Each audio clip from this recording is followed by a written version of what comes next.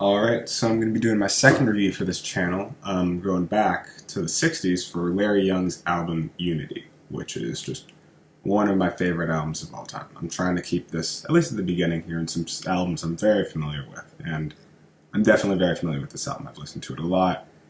It's changed me as a musician and as a music appreciator. Just this album, for me, this album's been very impactful on me.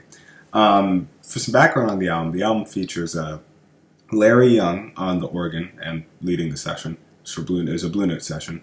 Elvin Jones on the drums, Woody Shaw on the trumpet, and Joe Henderson on the tenor saxophone, which for me is just like a dream team of musicians. If I could put together any team of people who on a tenor saxophone or any saxophone, organ, drums, and trumpet, it would probably be those four people. Like when I learned that this album existed, that was just that there were these four people recorded on a session together, that just blew my mind, because this is just an amazing setup of musicians. It was recorded in 1966, just a few months after Elvin Jones left Coltrane's quartet, after Coltrane started pushing into new grounds.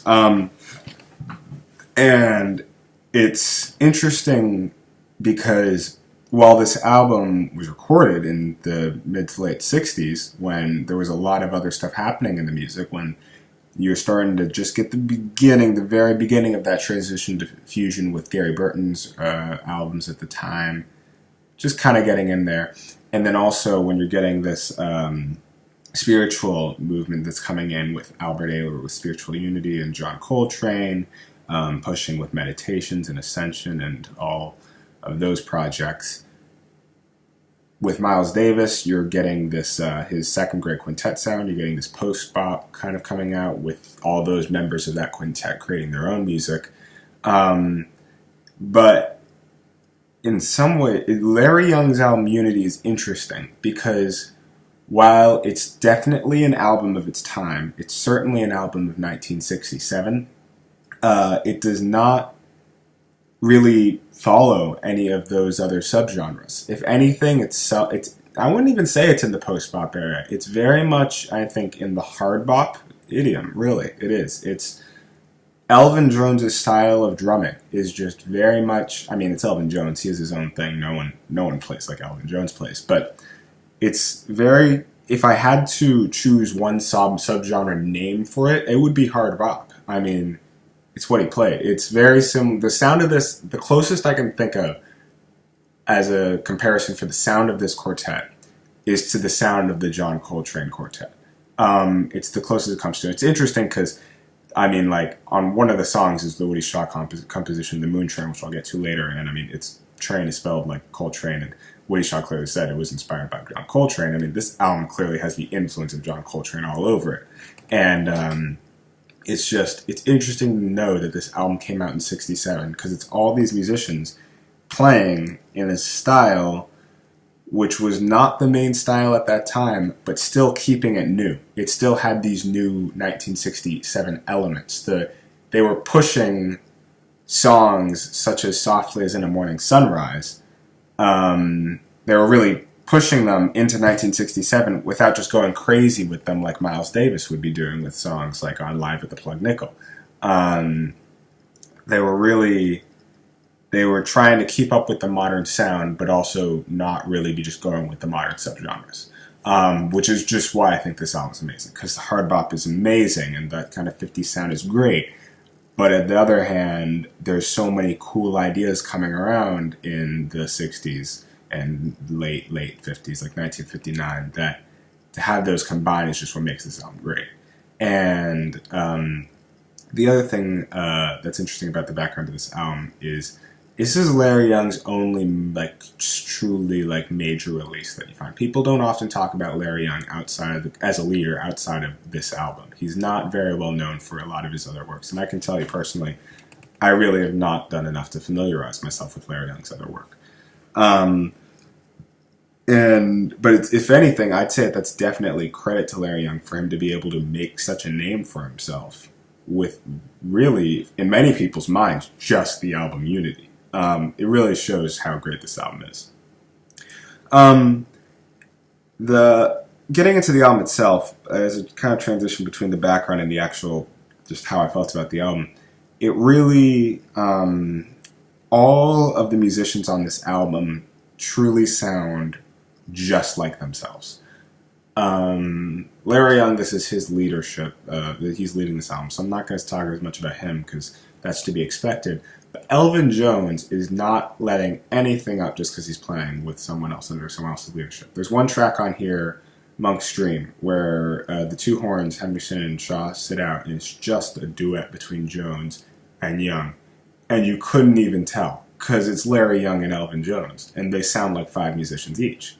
I mean, it's just, most of the time when you hear a duet, you think, oh, wow, that's a duet. This track does not make you think duet. This track sounds like any other track on the album because it's Elvin Jones playing like Elvin Jones plays. It's that, like, slightly more modern Art Blakey kind of feel to it. It's bombastic, but measured. It's just, it's Elvin Jones. He sounds just like himself.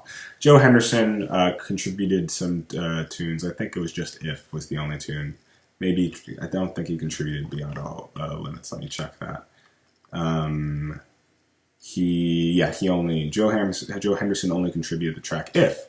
And obviously that sounds just like Joe Henderson, but really the way he's playing, he has that classic Joe Henderson sound on the tenor. Obviously his tone sounds the same, but still just, he's doing those kind of, I don't know how you describe Joe Henderson's sound, but when you hear it, you know it. It's got his style. Really, it's not the smoothness of other people kind of on the tone, on the saxophone at this time, but it's not that avant-garde feel you get from Ayler or Coltrane. Or Sanders. It's that Joe Henderson sound, which always remained unique to him his whole life.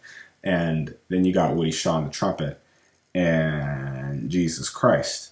Like, you see from this album why people say he was the last great trumpet player, which, in my opinion, is just absurd. There's no such thing as the last great trumpet player, but you see why people give him so much credit as a musician. His style was truly unique in his use of wide intervals and just amazing playing. It's truly just amazing to hear him just go on this. To get a bit more specifically into the tracks on this album, I gotta say, tracks 4 and 5, The Moon Train and Soft Lays in the Morning Sunrise, changed my view of music.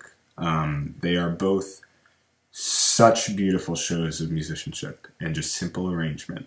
I mean, Soft Lays in the Morning Sunrise, that tune is a classic and it's very simple. It's not even, it's like just a few chords just going, it's just, except for the bridge, it's such a simple song, but they just pull it off beautifully. Just even the way that they just play the melody when Woody Shaw comes in for that out-head, it's just in his entry and it's beautiful.